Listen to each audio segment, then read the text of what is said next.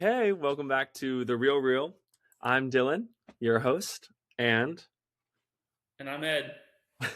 and we're back again. Ed, I heard you talking about the 25 plus years of experience you have in the industry.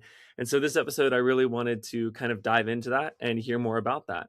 So can you tell us about a good client experience that you've had?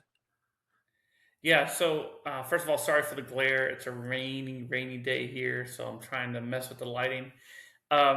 So, yeah, quick backstory. Early on, I get into the business to, quite frankly, help people. That was the goal. And I started the business as a dialer. Dialing for dollars is kind of the phrase people use. I was calling refis and getting loans done that way, and then saving people a ton of money and really just selling rate and term and not building relationships. It was very transactional. So, um, 25 years, you see a lot of market shifts. So as the industry evolved, I decided, there's no longevity in selling rate and doing refis. I decided I'm kind of a relational guy. So I decided to build my business solely on relationships, and that was with real estate agents, in the Carolinas specifically. And that's what I did. I focused on building relationships with agents and built it from the ground up. Doing that, I think the one, just kind of one thing that really stood out to me early on was the joy people had at the closing table. Like, obviously, you don't get that when you're selling rate on the phone, but when you get to see someone buy their first home, you get to see someone buy a home they never thought they could, and you get to experience, even so far as helping your real estate agents build their business, they rely on you to get those loans closed, and you're a reflection of them with their clients. So that was a huge win. That it filled my heart to see the joy and the ability to help people in that way.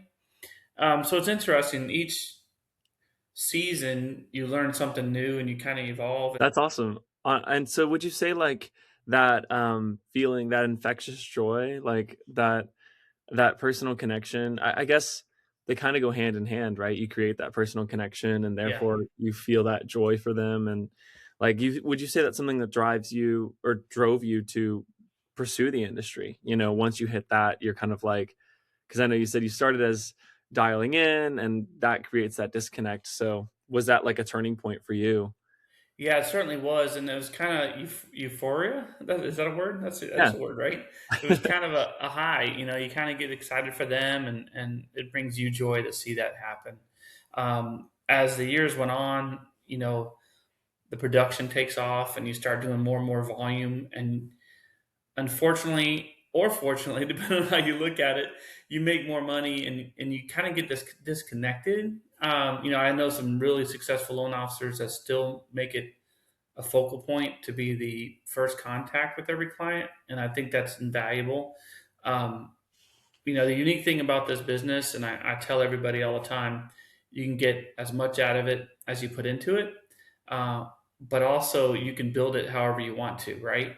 So if you are the person that gets that that joy from being in hands-on with your clients, and I encourage you to build your team around that, build your business around that model. Have the staff, have the support, and structure it so that you can be that person. Because this business is tough. I mean, if you've been in it more than a minute, you've learned that nothing stays the same. Things can happen. Things can go sideways. Obviously, rates. We don't know what rates ever are going to do. So I think it's important to find your sweet spot.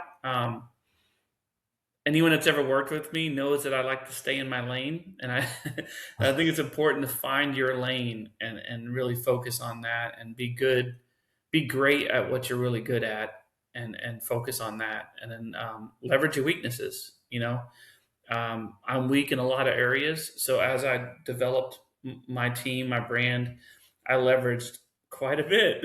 So I'm not detailed, I'm not organized, but I had really great people around me that were, that was their lane, right? And so I was able to focus on the client relationship and the agent relationship, and then my team handled everything else. Then the wins became my wins, and my joy became when people celebrated my team instead of me. That was super excited for me to see. And so that was awesome. And I think as the years progressed, I I became more focused on seeing them grow, my team members, my loan officers, my staff, and see them get to the next level. So That's awesome to hear. So yeah, I mean, you talked a little bit about these weaknesses and why that creates the importance for teamwork. And I think that that's such a valuable lesson in reframing what we think about teamwork. It's not I have to work with someone else. It's, I get to work with someone else who gets to pick up where I'm weak, and I get to pick up where they're weak. And as long as there's that trade-off, that's what teamwork is, and collaboration. yeah, absolutely. And I think as long as your vision or your purpose align, you have a solid team. You have a solid foundation, first of all. But the minute your agenda changes, or your team members want to look at something different, you have to be adaptable to that. So I learned that lesson too. Early on when you're working with loan officers and entrepreneurial minded people, we all have a vision of who we want to be in the future, and I think it's important to have those open conversations and support them in what they're going to do, and find ways to encourage them, right? Because we all want to win. Now we just have to figure out how to raise each other up. Definitely. And yeah, so I mean, did you have an example of one of these, like, or a story of when these weaknesses may have gotten the better of you, or even when you've had like a not great relationship with a client, or a conflict with a client in terms of a sale? Yeah, there was some crazy times. I'll touch on the client stuff first. We've had people show up with fraudulent tax returns and be absolutely adamant that they were they were legit. And there's some people, like, the business can really taint you. Like, you can realize people there are bad people in this world. Amazing, right?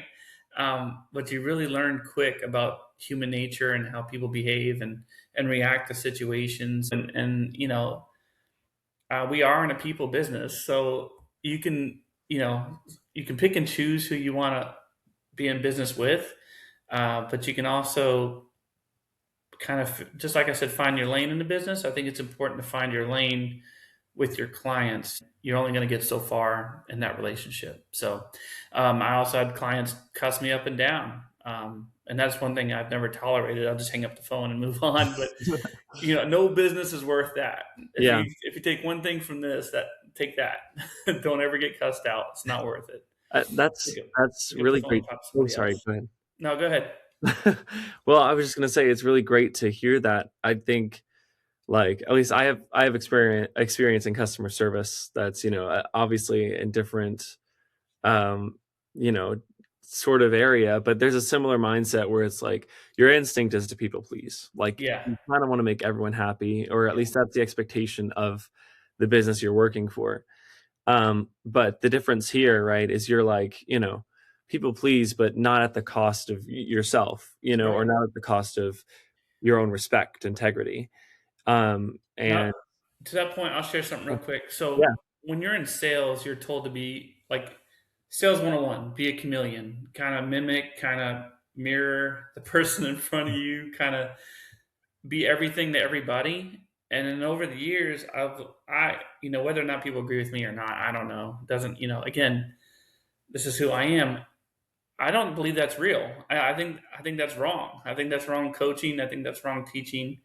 And I think our industry has done a misjustice to that. I think it's important to be authentic to who you are, because that's where you thrive. If you look at all the successful loan officers, all the successful agents, and just people in general, they're authentic. Whether people love them or hate them, they are who they are. yeah, And some of my best realtor partners, um, love them or hate them, they are who they are, and they're authentic, and they're great to work with, and um, I align with some, and some I never aligned with.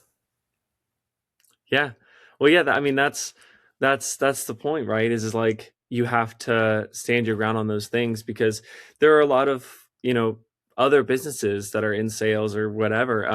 And so it's interesting, like I'm having the realization, right, that it's not just food service or retail sales. It's like all sales have this mindset. Yeah. But I think it's interesting because, you know, we both kind of like history a little bit. And so I Mhm. like to think about like the origin of things, right? And so like Yeah. we look at the origin of sales, like it was never like you're going to meet the same carbon copy person at every shop you go to. Like people love a character. They love someone with like a niche interest, or like people love a farmer's market, because it's a That's bunch of right. different shop owners.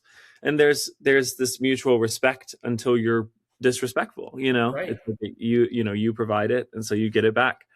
And that's kind of, I think, where the expectation has shifted, where it's like now in these more commercialized like businesses, it's like always be nice, no matter Yeah. what, and just Yeah, take that's a great take point. all the blows and bite your tongue. Yeah, so That's a great point.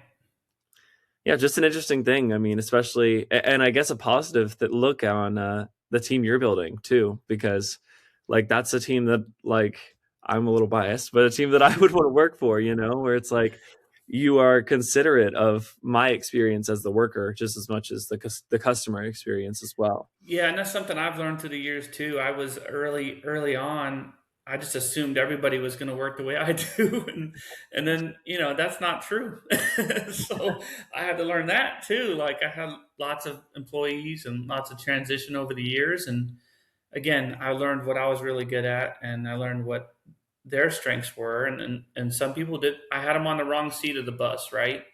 I identified. I wish it, lessons learned. I wish I'd done it sooner, but you learn from your mistakes. You learn from if you don't act, you never learn, right? If you just sit on your hands and don't take the next step, you're never gonna get anywhere. So Definitely. I'm kind of an action guy. Everyone jokes about me. I jump out of the plane and then I say, "Where's my parachute?" So when I got in the industry, I had goals and I was focused. And when I hired teams and built teams and hired loan officers and staff, not everybody fit, what I was looking for, and not everybody worked the way I worked or had the business ethics that I had, or was hungry as I was. And then you realize people just aren't built the same, and that's a big learning thing too. So yeah, I've really grown up. That's where all the gray comes from. So And that's great to hear. And especially after, I mean, 25 plus years of experience, to have that kind of I want to say mature, but not even just mature, but like a kind of self-reflective, yeah, self-aware mindset. I wish I Um, learned it early, but I yeah, didn't. yeah. Well, that's the thing, right? You did the 25 years. Now you get to provide it for Yeah, those newer guys that are coming through. And I yeah, think that's really cool. yeah. And we started this conversation talking about what I enjoyed getting into the business. Yeah. And now that you just nailed it. That's exactly what I enjoy as I transition out of the business is helping others accomplish their goals, and find joy in this industry that can provide you and your family everything you could possibly want without losing yourself. Right. Take my scars, take my pain, learn from them. Don't do Right. them. Don't mimic me. Just learn what not to do, just as much as learn what to do. So I really, nowadays I spend my time supporting loan officers and helping them accomplish their goals and their vision, not my vision, Right. their vision. And I really find joy and celebrate those wins. I love that. All right, I think that's all we have time for today. So thank you guys again for coming to The Real Real. And I hope you had fun listening to Ed's strengths and weaknesses today. And yeah, comment if you want to learn more about Ed. All See right. you. See you later.